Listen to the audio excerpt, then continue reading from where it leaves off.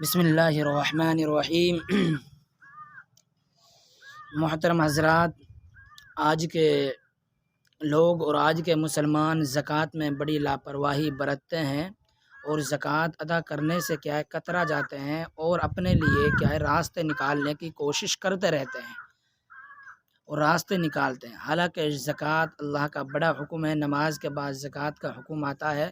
زکوٰۃ بڑا فریضہ ہے شریعت اسلامیہ کا، اور زکوٰۃ کس شخص پر واجب ہے یہ کیا ہے عوام کو پتہ نہیں ہوتا۔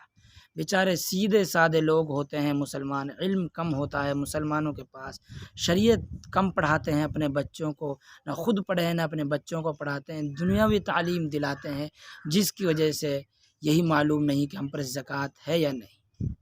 اس لیے کیا ہے آج کی یہ ویڈیو اگر آپ نے دیکھ لی تو آپ کو پتہ چل جائے گا کہ میرے اوپر زکوٰۃ ہے یا نہیں اور اس کے اوپر زکوٰۃ ہے نہیں۔ آج کی ویڈیو کے دیکھنے کے بعد آپ سمجھ جائیں گے زکوٰۃ کس پر ہے۔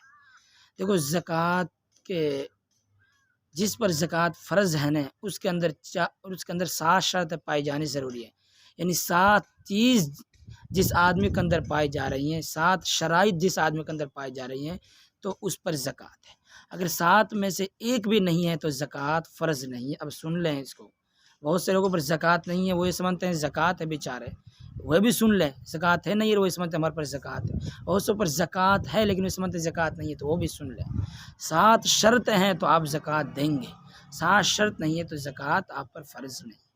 7 شرط کیا ہیں وہ جن پر زکوٰۃ واجب ہوتی ہے، فرض ہوتی ہے؟ سب سے پہلی شرط ہے مسلمان ہونا۔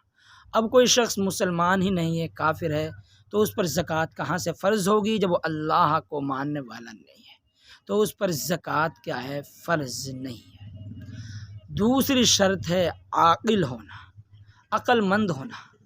عقل مند سے مطلب چالاک ہوشیار نہیں ہے، یعنی عاقل آدمی ہے، پاگل نہیں ہے۔ پاگل ہے، لگتا پھاڑ رہا، اس پاس کچھ ہی نہیں، پھر رہا ویسے بازار و مانگتا پھر رہا، تو اس پر زکوٰۃ نہیں ہے۔ تیسری جو شرط ہے بالغ ہونا، یعنی بالغ ہونا یہ شرط زکوٰۃ اس بات کا یاد رکھے۔ اگر کوئی بچہ ہے وہ بالغ نہیں ہوا ہے، اب بالغ کب ہوتا ہے اس کے لیے میں مستقل ایک ویڈیو بنائی تھی، اس کو کافی کیا دن گزر چکے ہیں، آپ نیچے جا کر آپ کو ڈھونڈ لیں کہ بچہ اور بچی کب بالغ ہوتے ہیں، دونوں ان کی علامت کیا ہوتی ہیں اور بالغ کب ہوتے ہیں، وہ آپ دیکھ لیں، آپ کو پتہ چل جائے گا۔ بہرحال وہ الگ بات ہے۔ ایک تیسری جو شرط ہے وہ بالغ ہونا۔ اگر کوئی بچہ یا بچی بالغ نہیں ہے لیکن اس کے پاس کافی مال ہے، مالدار ہو گیا، تو اس پر بھی زکوٰۃ نہیں ہے۔ 3 چیز۔ چوتھی جو شرط ہے زکوٰۃ کے فرض ہونے کے لیے، چوتھی شرط ہے کہ وہ آدمی نصاب کا مالک ہو، یعنی جتنے شریعت نے جتنے مال پر زکوٰۃ فرض کیے اتنا مال اس کے پاس ہو۔ وہ کتنا مال ہے اس کو میں بھی بتاؤں گا، پہلے 7 شرطیں سن لیں۔ بہرحال یہ 4 باتیں ہوئی۔